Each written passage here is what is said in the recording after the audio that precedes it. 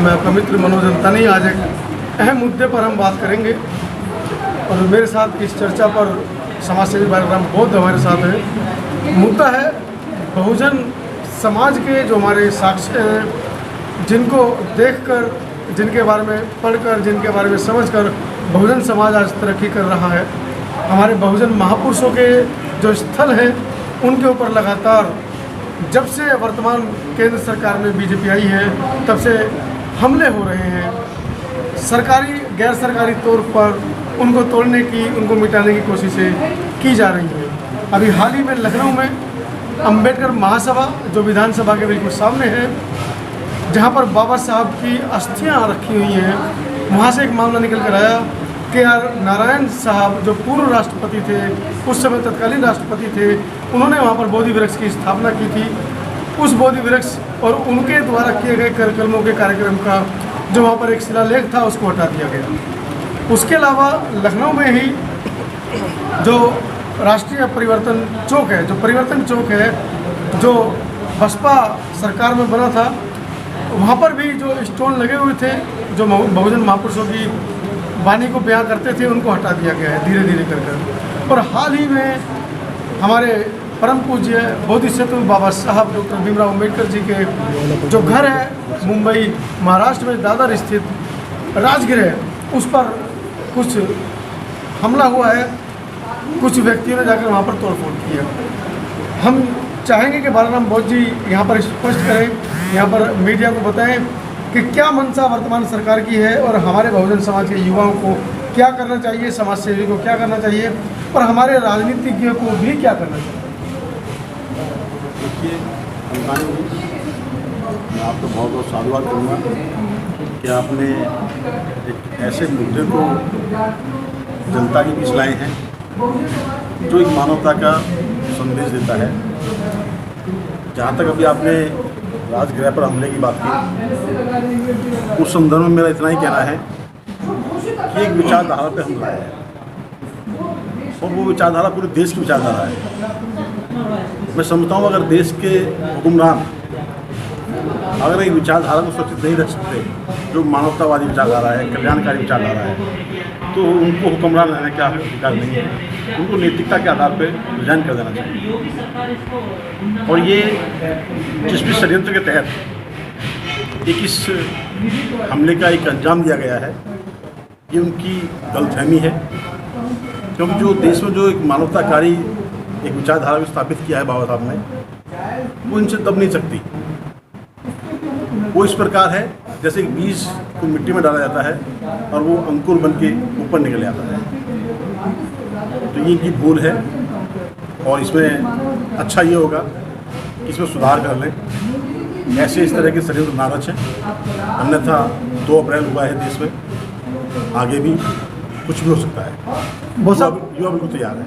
वो सब युवाओं सरकार चाहती है या जो हमारा जो वैचारिक दुश्मन है वो चाहता है कि किसी तरह से हमारे युवाओं के भविष्य को गर्त में डाला जाए। जिस तरीके से हज़ारों की संख्या में 2 अप्रैल के आंदोलन में हमारे जो सुशिक्षित, जो पढ़े लिखे एमए बीए कर रहे थे, इंजीनियरिंग कर रहे थे, डॉक्टरी कर रहे थे, उन लड़कों को, युवाओं को छांट कर उनके ऊपर केस किए गए और आज भी बहुत से युवाओं पर केस चल रहे हैं। क्या सरकार की मंशा ये तो नहीं कि इस तरह से छोटे छोटे फुहारे छोड़कर हमारे युवाओं के भविष्य को खराब किया जाए? क्या आंदोलन ही एक रास्ता है? बिल्कुल आप ठीक कह रहे हैं। सरकार की नीति यही है कि हमको छोटे कामों में लिया जाए, परंतु मैं अपने बहुजन समाज के युवाओं से निवेदन करूँगा कि हम इस तरह चकनाचूर किया है। आज देश में करोड़ों बाबा साहब हैं। सो कॉल जो मनुवाद की व्यवस्था थी, जो इंसान को इंसान नहीं समझती थी, आज इंसानियत स्थापित की है। तो मेरा कहना बहुजन समाज के युवाओं से यही है कि वो बाबा साहब को जाने और फिर माने, उसके अनुरूप चलें, कोई भी असंवैधानिक कार्य ना करें। क्या आप बिल्कुल ठीक कह रहे हैं कि हमारा जो विरोधी है वो हमें चाहता है कि हम उलझे रहें। हम उसको उलझे नहीं, हम उसको समाप्त करने की योजना बनाएं, उसको मिटाने की योजना बनाएं। आज हमारे पास बहुत रास्ते ऐसे हैं जो परम पूज्य बाबा साहब इस देश को देके गए हैं। उन रास्तों पर चलें, उन पर चल के उसको बिल्कुल इग्नोर कर दें, चकनाचूर कर दें। जो वो स्थापित करना चाहते हैं उसको नहीं होने दें, क्योंकि वो चाहते हैं कि इस देश में ऐसी व्यवस्था हो जाए कि ये जो बहुजन समाज का जो आज युवा ऊपर निकल के आ रहा है वो वहीं उस विवाद में पड़ जाए और वो अपना विकास ना करे। बहुजन महापुरुष चाहते थे, माननीय काशीराम साहब चाहते थे, बाबा साहब चाहते थे कि हमारा जो बहुजन समाज है वो कहीं ना कहीं राजनीतिक इस देश पे राजनीति करे या हुक्मरान बने, उस दिशा में कहीं ना कहीं भटकाव है। हाँ, आपने बिल्कुल सही कहा है। अगर हमारे देश का बहुजन समाज, जैसा बुद्ध ने कहा है कि बहुजन हिताय बहुजन सुखाय, अगर बहुजन समाज इस बात को जानता है और मानने के लिए तैयार है तो काशीराम साहब की रास्ते पर चलें और इस देश में हुक्मरान बनने से कोई नहीं रोक सकता। षड्यंत्रकारी लोगों के षड्यंत्र से बचें, अपने आप को सुधारें। आज अगर हमारा कोई नेतृत्व भटक रहा है, उनके भटकाव को छोड़ दें, अपने को ना उस भटकाव में ना ले जाए। जो अपने महापुरुषों का जो रास्ता है उस रास्ते पर अपने आप को अडिग रखिए, कोई ताकत आपको नहीं रोक सकती। क्योंकि इस देश में जो मानवतावादी कल्याणकारी जो व्यवस्था स्थापित करनी है वो तब नहीं सकती चाहे कोई कितनी कोशिश करे। मैं उससे बिल्कुल सहमत हूँ। कहीं ना कहीं बाबा साहब और माननीय काशीराम साहब चाहते थे कि हमारा बहुजन समाज हुक्मरान बने। जैसे कि मैं एक उदाहरण से समझाता हूँ।